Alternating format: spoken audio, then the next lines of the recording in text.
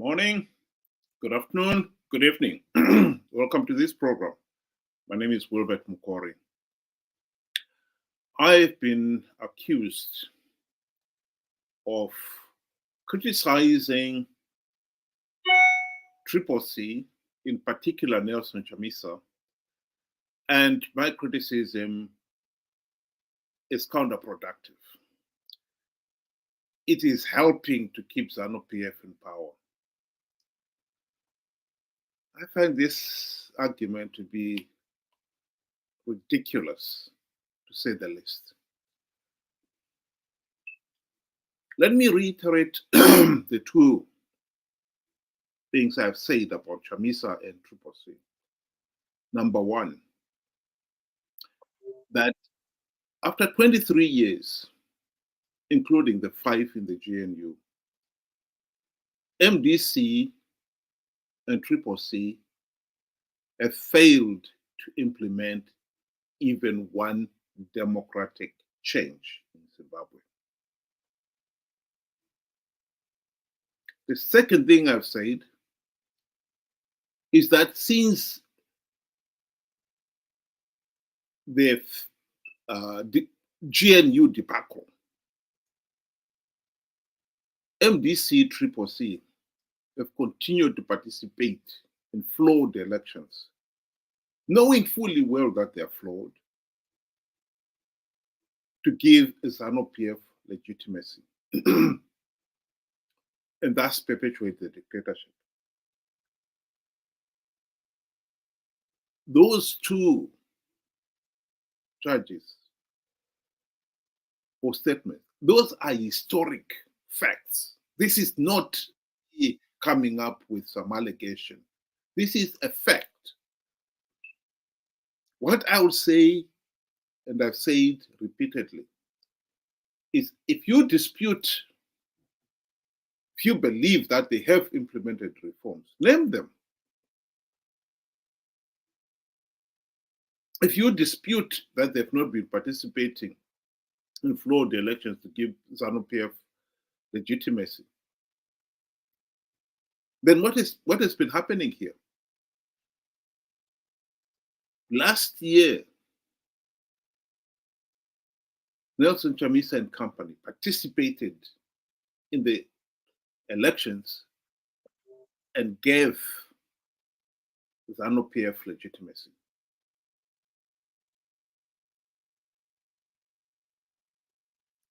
They were warned that participating in flawed elections will give Zanu PF legitimacy, and they still participated. And even when SADC and the AU had said those elections were flawed,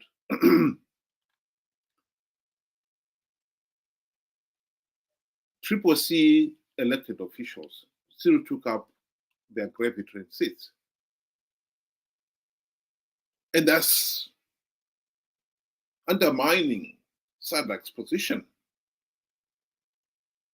If Zimbabweans themselves are willing to accept this electoral process that is so flawed and illegal as acceptable, SADC could not step in and say, no, we don't accept it. Both Zanu PF said they were free and fair. CCC, by taking up their gravitating seats, were endorsing the process. So those some of the people who have been saying, oh, SADC should step in and deny Zanu PF political legitimacy, they were singing in the graveyard.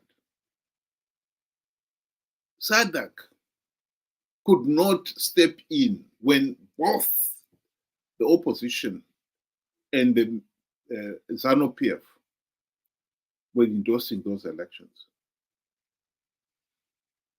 Some people have come back with a countermeasure and say, oh no, Chamisa and company had to participate because if they did not, the other small opposition parties would have participated and given Zanu PF legitimacy. That is a flawed argument. Everybody witnessed and knew, even before the elections themselves, that Monzora and Maduku did not command any support. The best Monzora could do at his rally was get a few hundred people. Maduku even less. Or the other small parties, the same thing.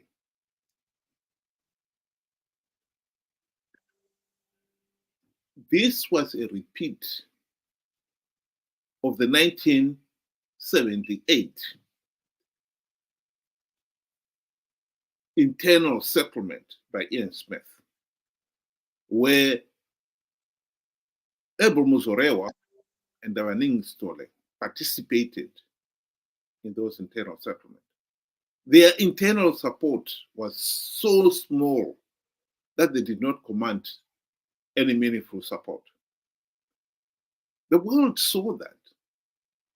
And that is why that internal settlement that resulted in the Zimbabwe Rhodesia was never internationally recognized. Why didn't CCC do the same? They did not, because of greed. What I find really amazing is how Zimbabweans, or those who are giving this counter argument, are refusing to listen to what even the MDC-CCC leaders themselves have been saying. This is what Tendai Biti said in 2015. What he was saying there is we cannot keep on participating in these flawed elections and pretend that the process is anything other than flawed. It's only giving Zanu PF legitimacy.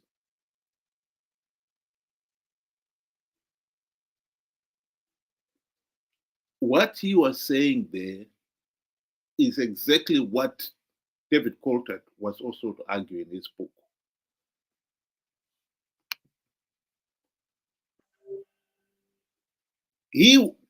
David Coltart was explaining here why did the MDC participate in the 2013 election.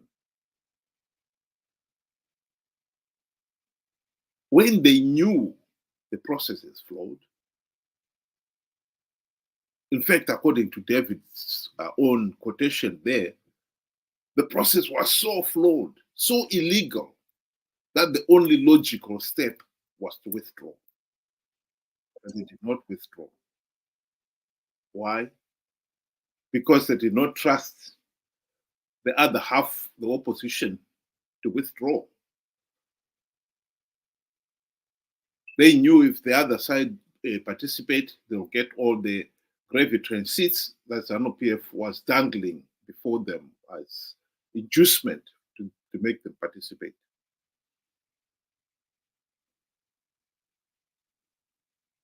So I find it really ridiculous that after 23 years, including the 5 in the GNU, people in Zimbabwe have not clicked on to realize that the opposition, CCC, has not only failed to implement the reforms to stop Zanu PF rigging the elections, but they're now participating in the election to give the regime legitimacy and thus perpetuate the regime, the dictatorship.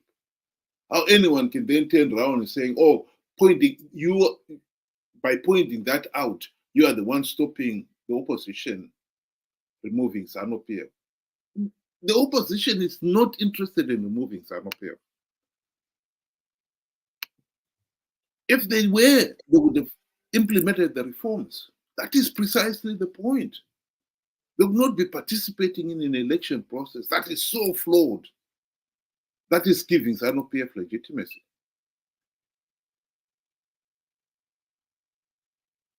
What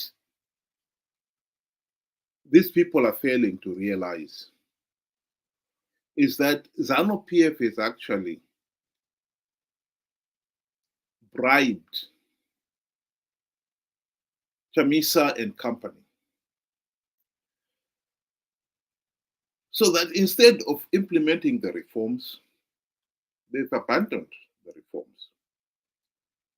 Now they're participating in these elections, making a big song and dance about how they're going to change Zanu PF and Zanu PF's rule, all for the sake of conning the people into believing there is going to be change, when in reality there's not going to be change.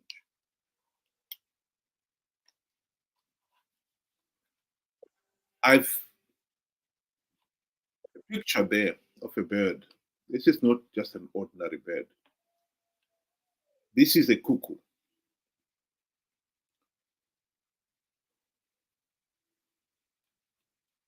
A cuckoo is renowned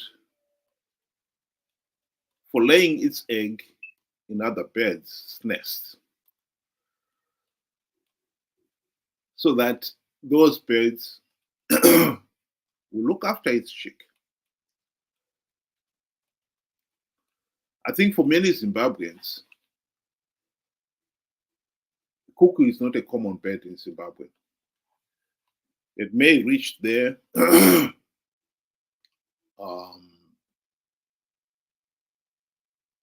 for during the what would be the winters in the northern hemisphere, but that is not its native land.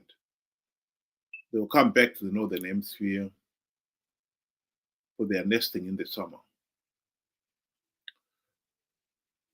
A common bird that does the same thing in Zimbabwe is tsoro, the honey bird.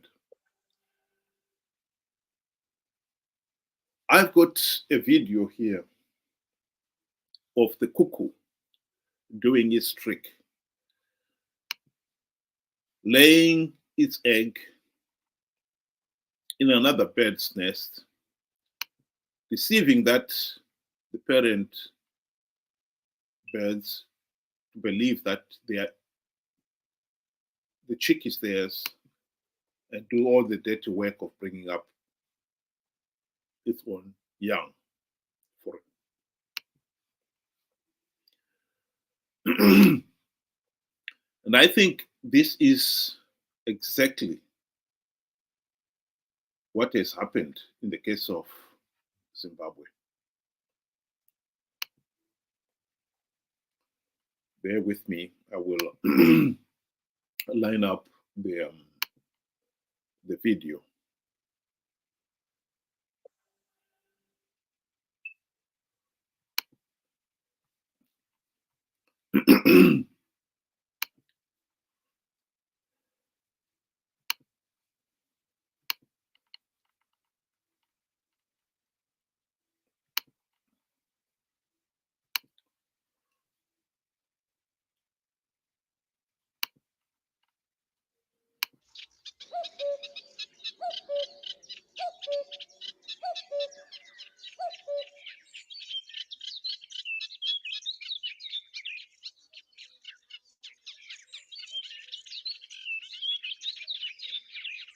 Just next door, in an even smaller nest, the female reed warbler incubates its 4 eggs.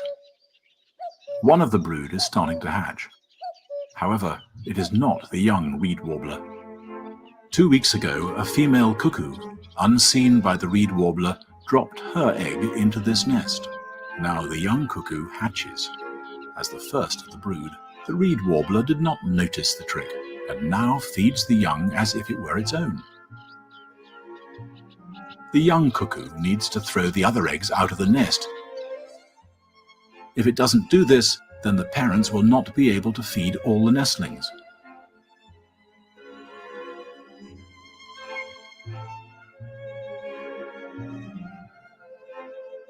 But the first attempts are not successful. The cuckoo is still too weak.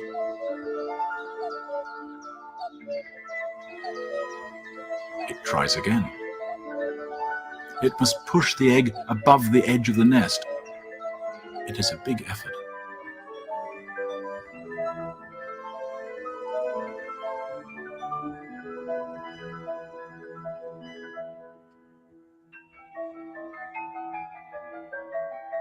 The determination of the weak cuckoo nestling to get rid of the competition is amazing to see.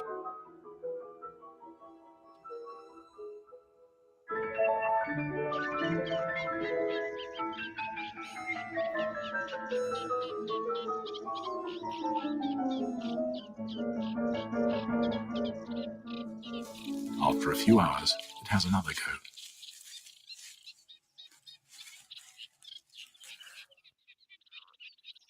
This time, there's some success. The first egg landed in the water.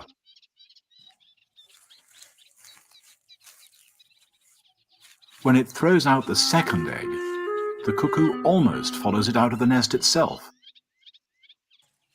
Now, for the last one.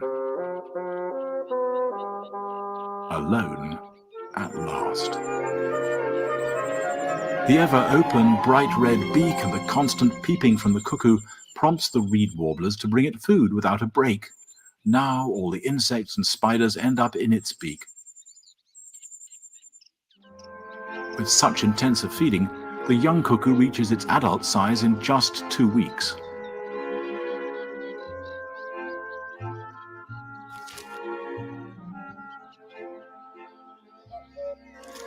It is so large that when it sits on the nest, it must hold tight so it doesn't fall off. In a strong wind, the nest may even break apart under its weight.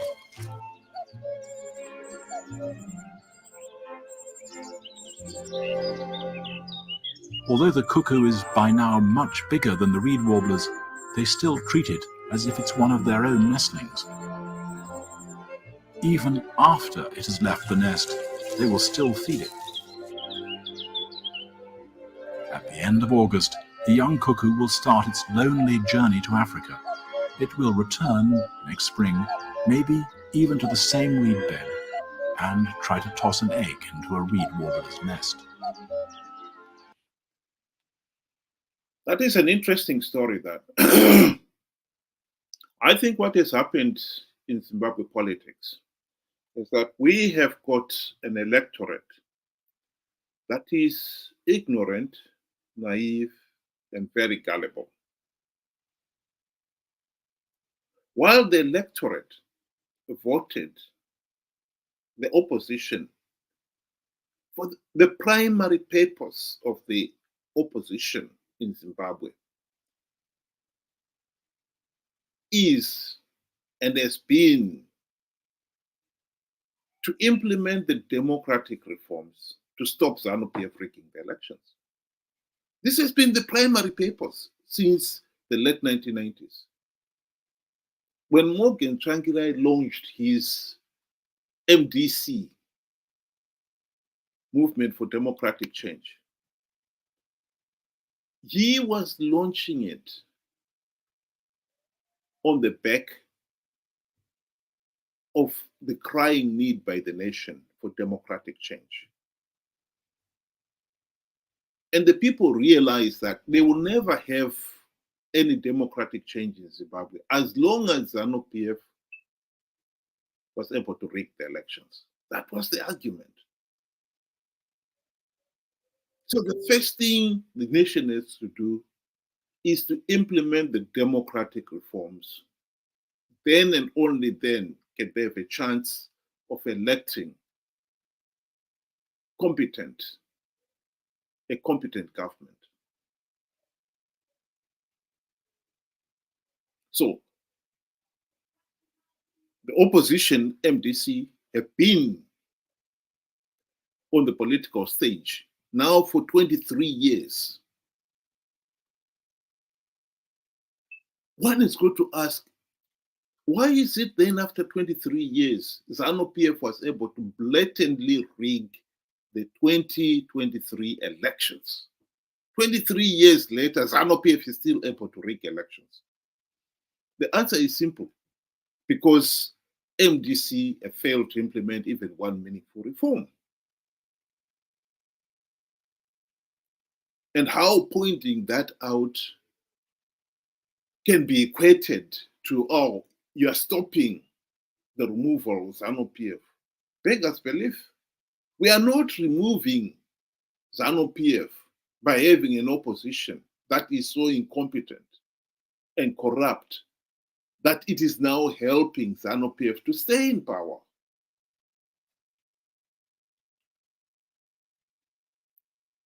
It is absolutely amazing. In this documentary of the cuckoo,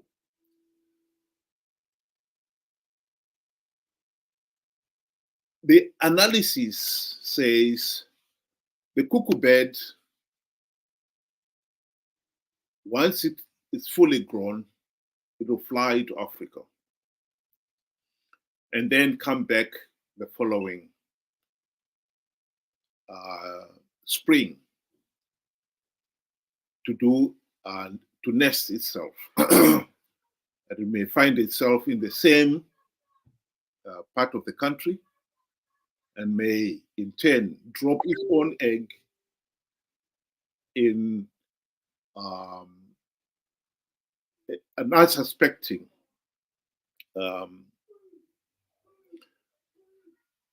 other bird's nest. The truth of the matter is the bird, the cuckoo, is not always successful. If we go back to the video, the beginning of it, when it's hatching, we will notice that. However, it is not the young reed warbler.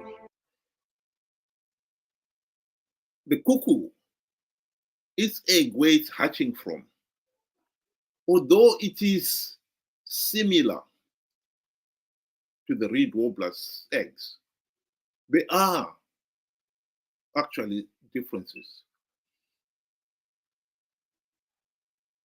It is lighter, its brown colors are much lighter than the reed warblers. And if we had seen actually the egg itself, you'll find that it was bigger than the reed warbler's eggs. When the cuckoo comes to a surrogate family to lay its egg, it will have seen that there are 4 of them. It will eat one and lay its own egg. It will not eat all of them.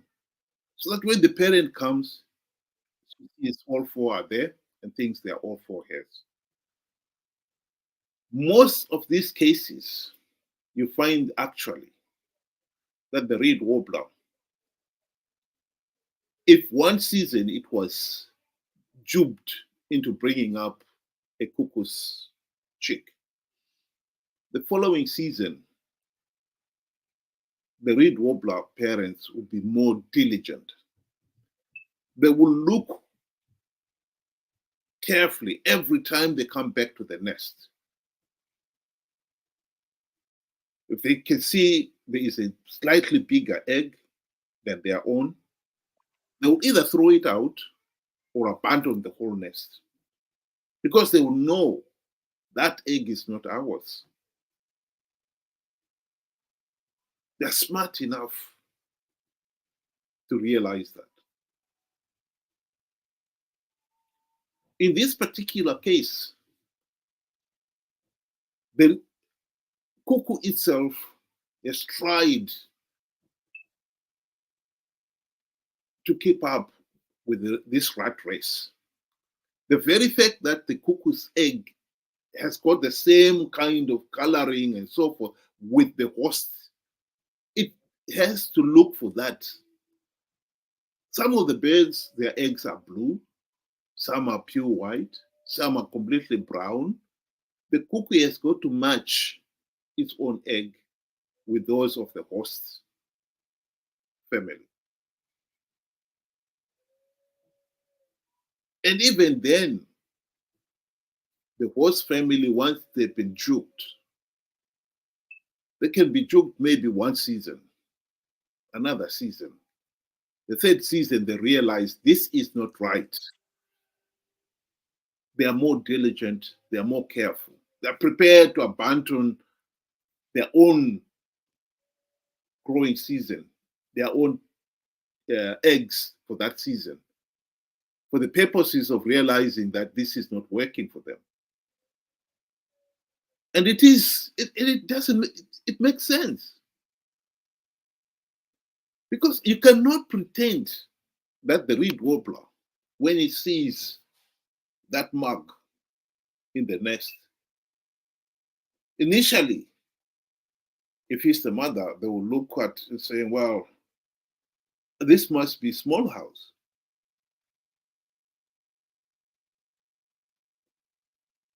But we'll look after it. If it is the father, you may think, well, Vandiripo, I didn't father this one. But what the hell?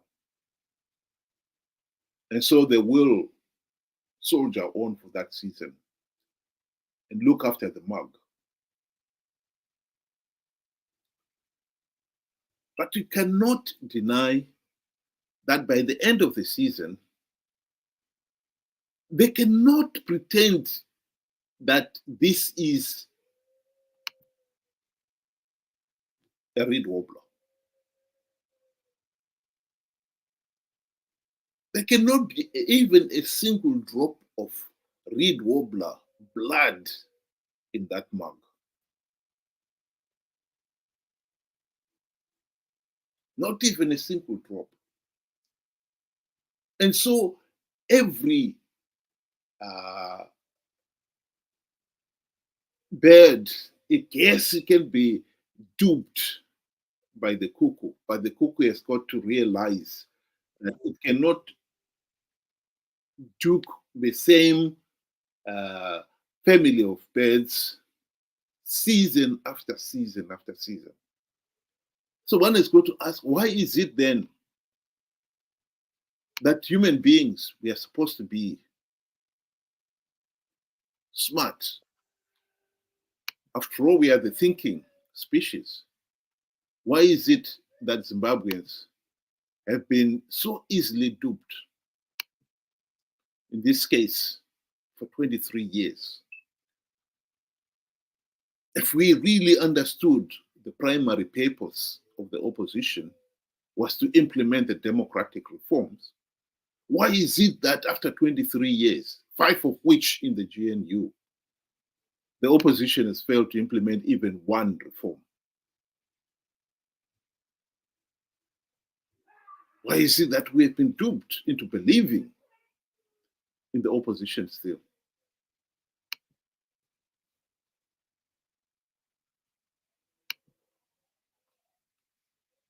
That is a question that Zimbabweans out there have got to ask for themselves. And I think it is most unfortunate that instead of acting in a rational manner, most people are not acting in a rational manner at all.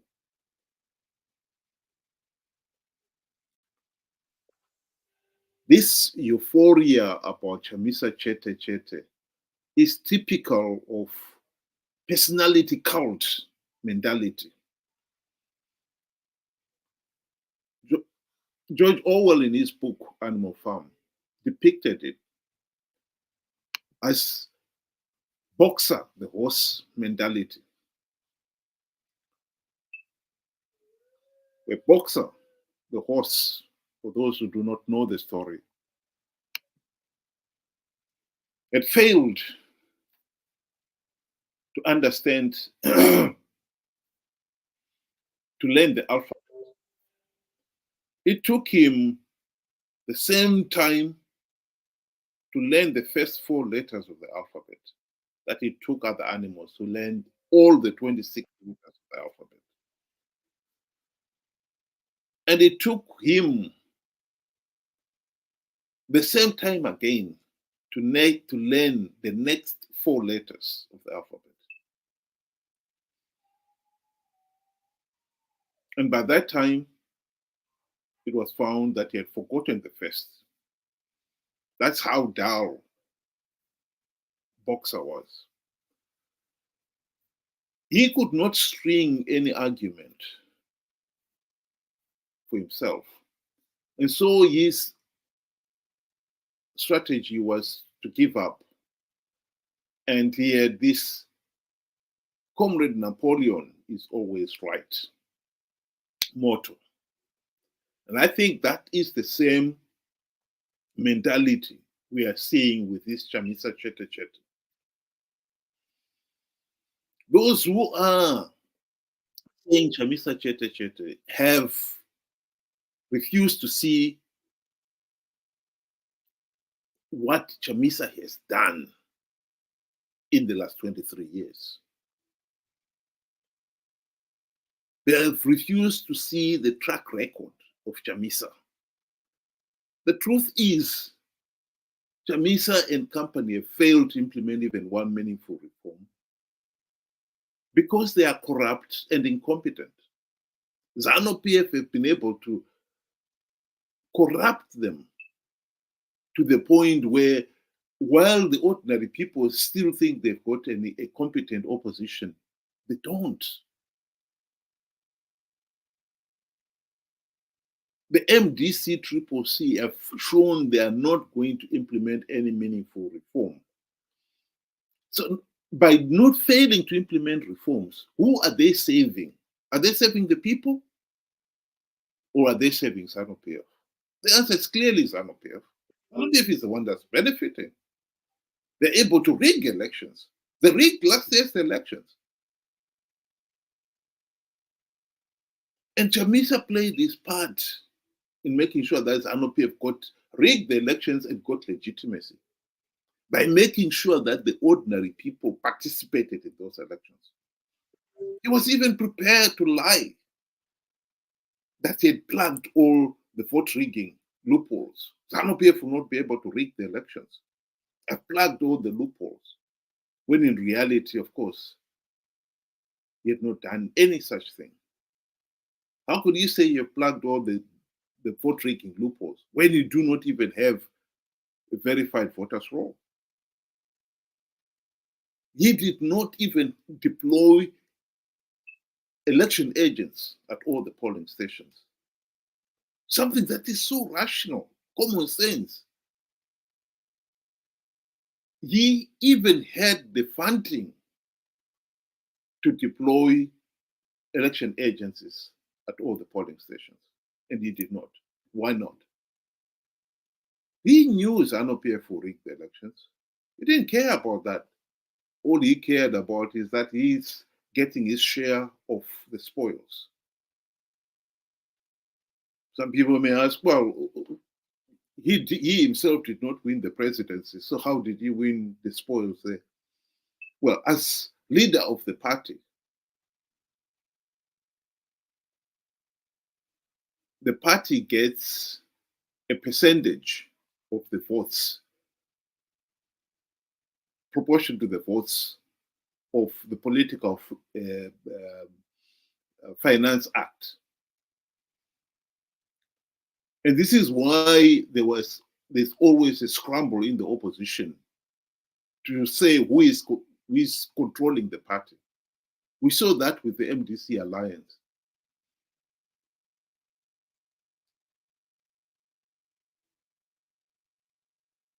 Douglas Monzora, when he took over the party as the leader of the MDC alliance,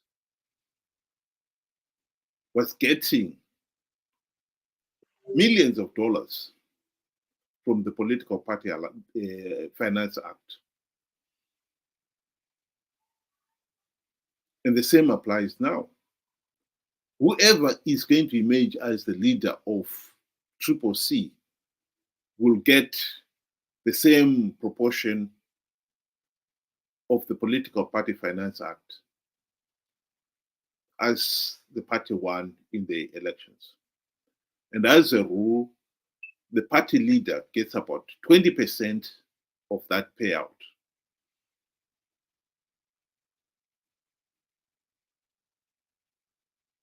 And who could complain about it?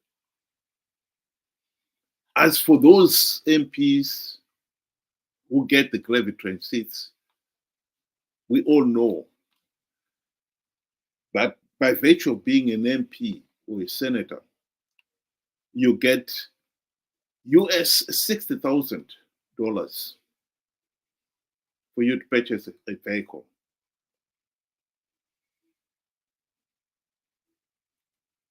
Then plus the generous salary and allowances. And as we saw in November 2022, all the MPs and senators got $40,000 housing allowance. And no doubt it will be paid again this year. And as for the car, apparently now is paid every 2 years. So during the term of 5 years, you get this $60,000 car allowance every 2 years. There is no doubt that being holding elected office is the gravy train. And this is why when even Chamisa tried to tell his elected CCC leaders that they should not accept their elected seat after the August 2023 elections, they defied him. They were participating in these elections out of greed. This is exactly what David Coltart was saying in his book. And we cannot keep on pretending that we don't understand what is going on here. We should. And as long as Zanu PF knows that the opposition will participate, no matter how flawed the process is, of course, Zanu PF will continue rigging the elections.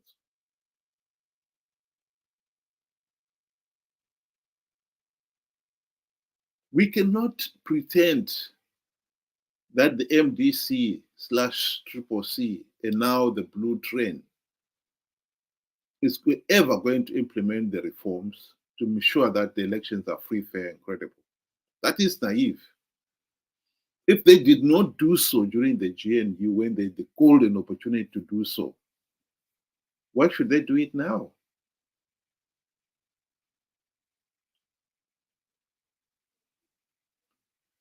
The reed warbler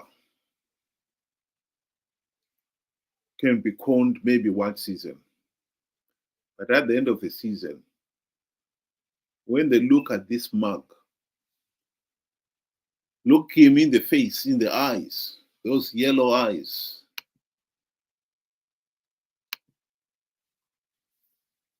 even the silliest of the reed warbler would not see this is a cuckoo bird. It's not a reed warbler by any stretch of imagination.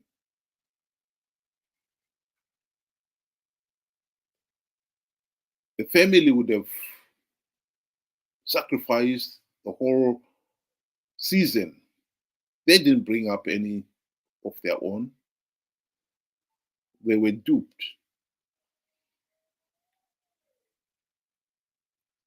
But it was a lesson. They would have learned the lesson. If they find themselves duped again the following season, that is unforgivable. A third time, Jesus. There is no doubt that the reed warbler would learn. Being duped one, twice, third time, that is enough to make them more diligent. But as human beings,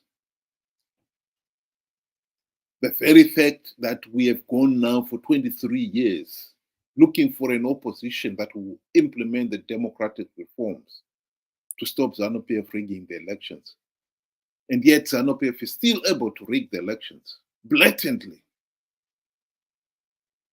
And we still don't see it. It's unforgivable. Unforgivable. There's no doubt, of course, that many of those who are at the forefront shouting anybody who dares to say Chamisa is corrupt and incompetent, shouting them down. They are not necessarily opposition supporters. They are Zanu PF supporters. It is in the interest of Zanu PF to dupe the opposition into believing, or the ordinary people into believing, that the opposition are serving them, when in reality they are serving Zanu PF. My message to the people of Zimbabwe is we have got to be a lot smarter. The fact that we have failed to see that the opposition has failed to implement even one meaningful reform in 23 years is absolutely unforgivable. And this Chamisa Chete Chete personality culture is an insult to any thinking Zimbabwean there. In this day and age, we still think somebody,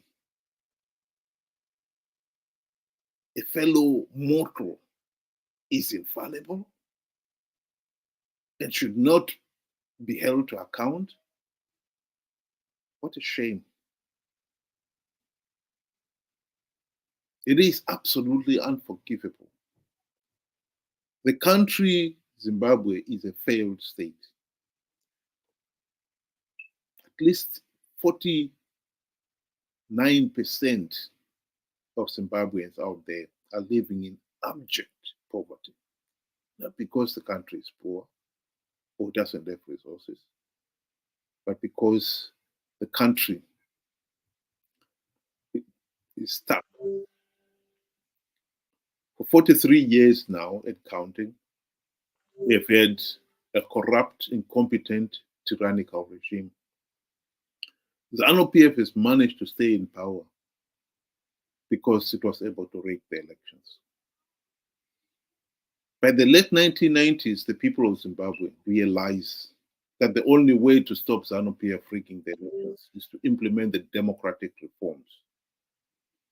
And so the number one task for the last 23 years has been to get an opposition leaders who would focus on implementing those reforms so that the country finally has free, fair, and credible elections. And the opposition we have these last 23 years have failed to do so, even when they had the golden opportunity to do so during the GNU. And to keep on believing that they will do it is simply unbelievable. How anyone could be so naive is unbelievable. I think we need to be a lot smarter.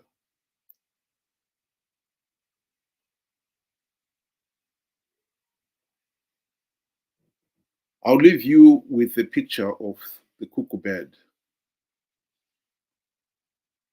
That's the Zanu PF mug. I think the cuckoo bird, in the case of Zimbabwe, have laid its own egg in the people's nest.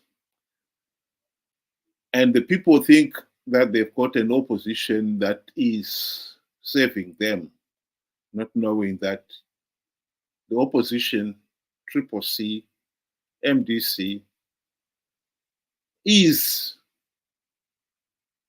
Zanu PF in all but name. And how anyone can say after 23 years, with not even one reform implemented, the opposition is still serving the people's interests, beggars belief. Thank you very much for listening, and good night.